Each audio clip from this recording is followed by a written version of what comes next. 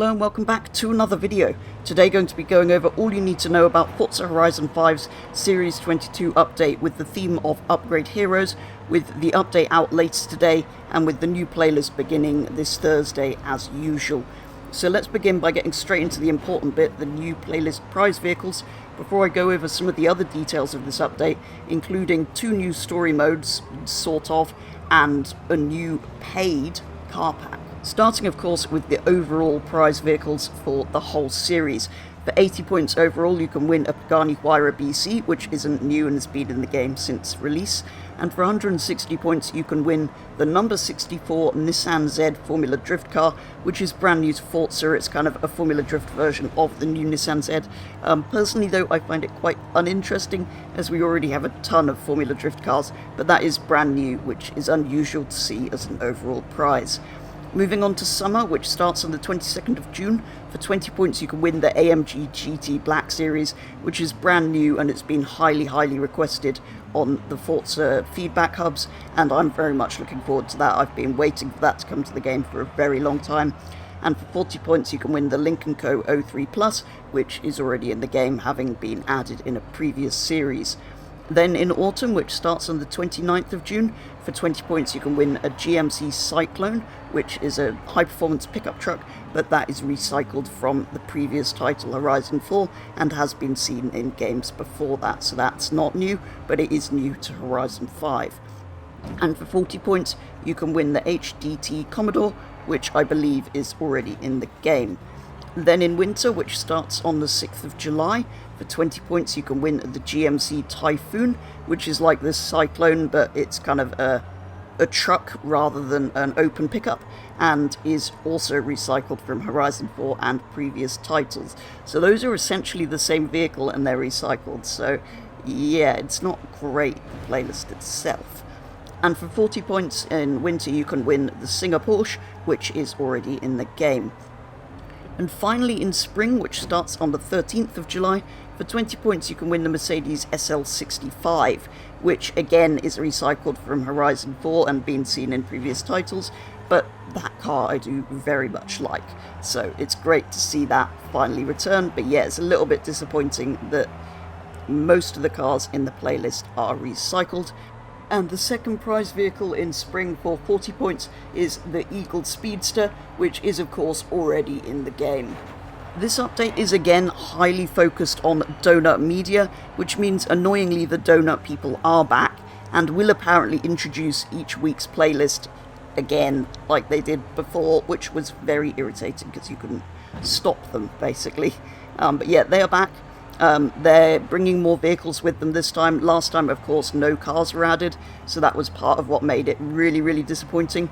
This time, there's going to be some kind of Nissan Silvia Donut Media drift car, which is available from the Accolade menu after you complete a certain chapter of the new high and low story modes, which were teased briefly the other week, and more was shown on yesterday's stream. Unfortunately, it looks to be just sort of an extension of the previous story, so the story itself is going to be a bit disappointing, I think, much like that one. They still only did cutscenes from afar and all of that stuff, and had very generic lines put in.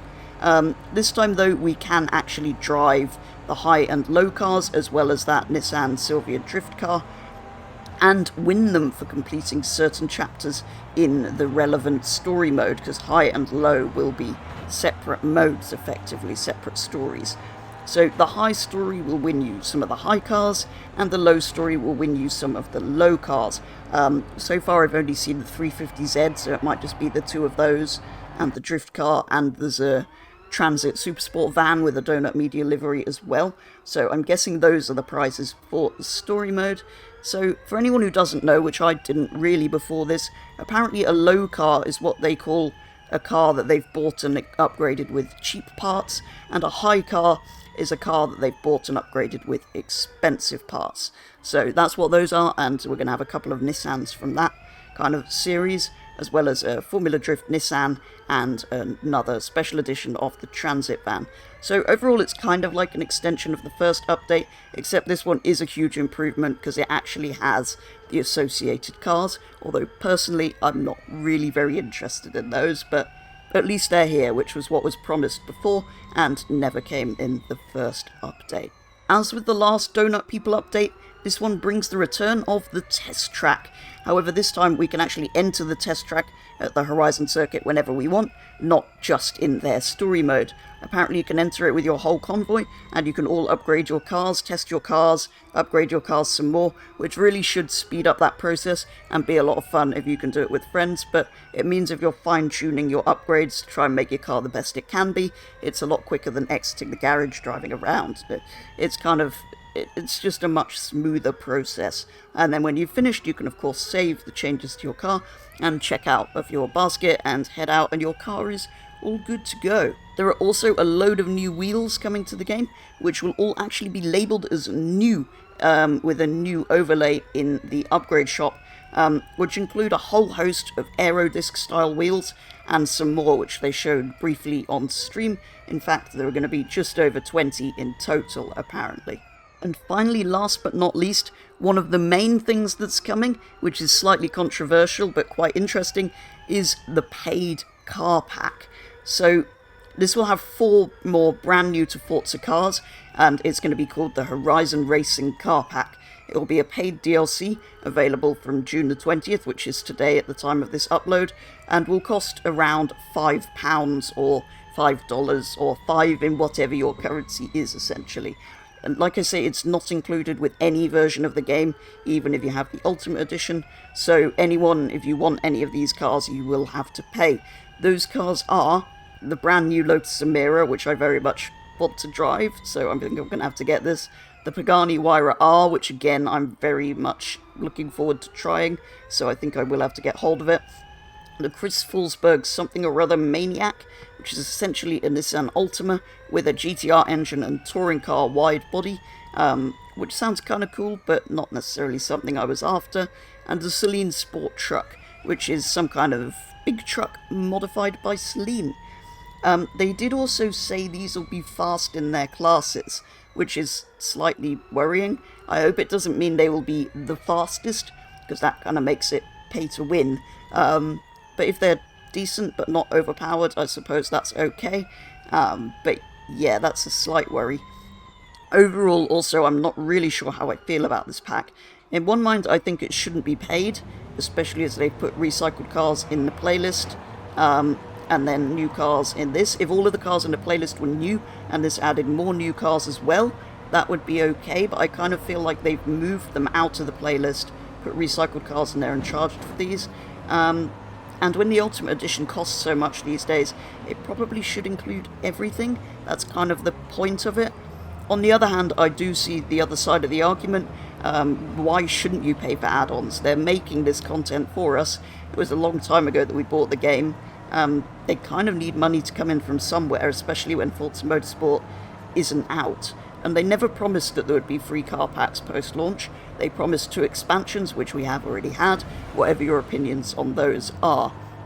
And at least Forza doesn't have microtransactions to buy extra credits, like most other competitors do. Either way, I will be getting hold of it. It's only £5 and has 2 cars I really want in it, the Lotus Emira and the Pagani Huayra R, so I think it is worth it. And do remember that in Horizon 4 there was a similar pack. There was the Hot Wheels pack, which was a bit more expensive, had a bit more cars in it, a few more, but similarly they had the 2 expansions which were free. Then there was a car pack which we paid for a little while later to kind of keep their income going, I suppose. So it's not like it's a new thing that they haven't done before. So yeah, I don't really know how I feel about it, but like I say, it's only £5, so for me, I will be getting hold of it, because I really want to drive that Lotus and the Huayra R. Then finally, at the end of the stream, they gave us the usual glimpse of what we can expect for the following series, in this case Series 23, which is going to be called Summer Party, and will include a new story mode, new cars, a Summer Party map makeover, and a new collectible item. So fairly standard sort of things, but I look forward to seeing what kind of cars they think are suitable for a summer party. Presumably some kind of convertibles, hopefully with actual roof animations, although that might be a bit of a long shot. So overall, a pretty good update again.